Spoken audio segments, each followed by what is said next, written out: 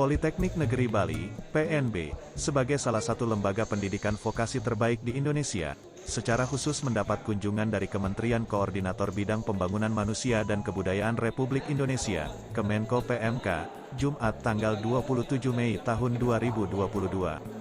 Kunjungan yang diwakili PLT Deputi Bidang Koordinasi Peningkatan Kualitas Pendidikan dan Moderasi Beragama, Aris Darmansyah Edi Saputra, didampingi jajaran, diisi dengan peninjauan proses praktikum mahasiswa.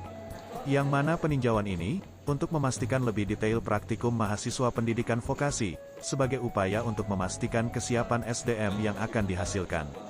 Selain itu untuk melihat kesiapan PNB, dalam rangka ikut mensukseskan implementasi Peraturan Presiden atau Perpres Nomor 68 Tahun 2022, tentang revitalisasi pendidikan vokasi dan pelatihan vokasi.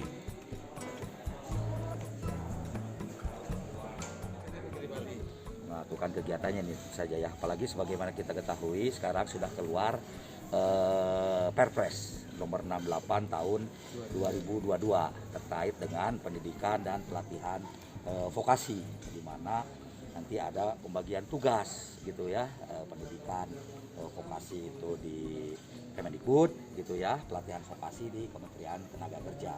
Nah, walaupun itu terbagi, tapi tetap di lapangan kan di sini kan ada pendidikan, ada pelatihan juga tentunya, gitu ya. Nah, itu bagaimana menerapkan Perpres sekarang sedang disusun tim koordinasi nasional vokasi yang melibatkan seluruh stakeholder yang terkait dengan vokasi, juga sedang disusun namanya strategi nasional Stranas vokasi ini, karena amanat Perpres 3 bulan harus segera diselesaikan agar vokasi ini bisa bergerak cepat gitu ya, karena kebutuhan sekarang kan Indonesia lumayan, kita mulai naik lagi nih ya.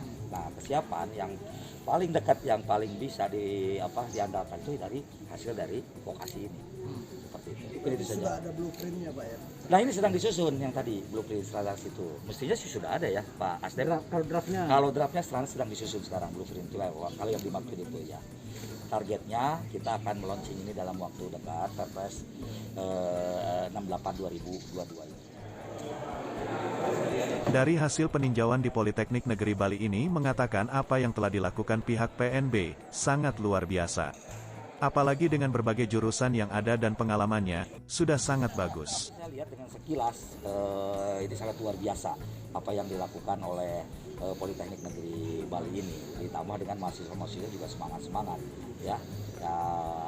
Kita kan akan mulai bangkit lagi nih kita ya, sejak 2 tahun gara-gara pandemi kita istilahnya itu bukan ini ya, dorman lah itu dulu karena pandemi gitu ya. Nah, diharapkan pada saat ini bangkit, PNB dapat menyediakan sumber tenaga ya, sumber daya yang mumpuni tentunya, yang siap di pasar kerja.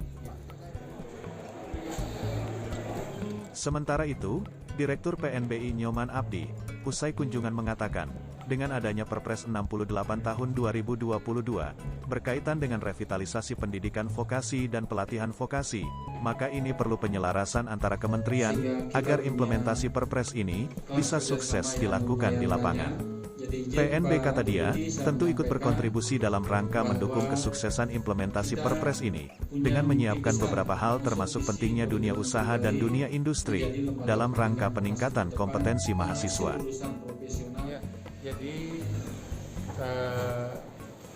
dari Kementerian Pembangunan Manusia dan Kebudayaan berkeinginan untuk melihat lebih detail bagaimana praktek pendidikan tinggi vokasi dalam rangka peningkatan sumber daya manusia.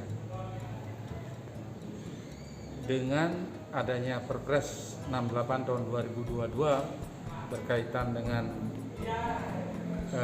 revitalisasi pendidikan tinggi vokasi dan kursus atau pelatihan, maka ini perlu penyelarasan antar KL, Kementerian Pendidikan dan Kebudayaan, Riset dan Teknologi, serta kementerian lembaga yang lain, agar implementasi Perpres 68 tahun 2022 ini bisa sukses dilakukan di lapangan.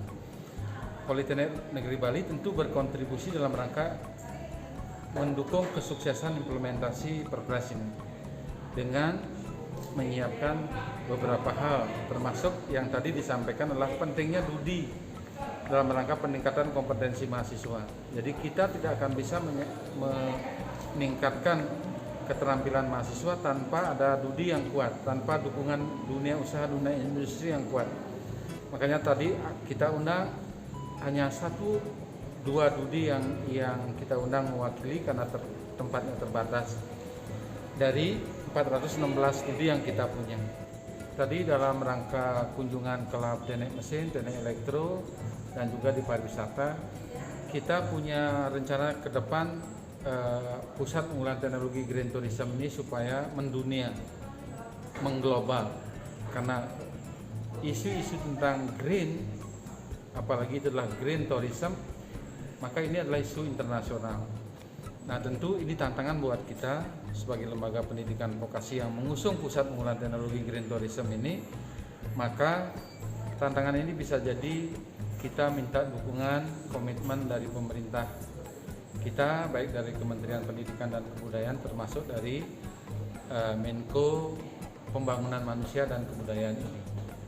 Jadi dukungan-dukungan itu sudah kami sampaikan, mudah-mudahan kami sebagai lembaga pendidikan tinggi vokasi bisa menyelenggarakan pendidikan itu dengan dukungan dari Pentahelix yang tadi saya sebutkan. Salah satunya dukungan Bapak-Bapak di media ini.